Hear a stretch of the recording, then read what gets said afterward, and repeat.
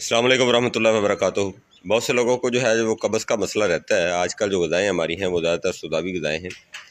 तो खुश्क ग़िज़ाएँ इस्तेमाल करने से, तली हुई चीज़ें इस्तेमाल करने से कब्ज़ या कॉन्स्टिपेशन का इशू जो है वो लोगों को हो जाता है। इसके इलाज के लिए इंतहाई मुख्तसर नुस्ख़ा बताता हूँ। जो लोग जिनको शुगर नहीं है वो सौंफ, सना मक्की और कूदा मिश्री बराबर मकदार में लेके पाउडर कर लें। 24 घंटे बाद एक चाय वाली चम्मच जो है वो गर्म पानी के साथ या ताज़ा पानी के साथ जो है वो खाना खाने के बाद इस्तेमाल करें। और जिन लोगों को शुगर है उनको अगर कब्ज़ है तो वो लोग जो है वो सौंफ, सना मक्की और इसमें छिलका इसबगोल असली वाला जो है वो बराबर मकदार में डाल के दो चीज़ों का पाउडर करके बाद में छिलका शामिल कर लें।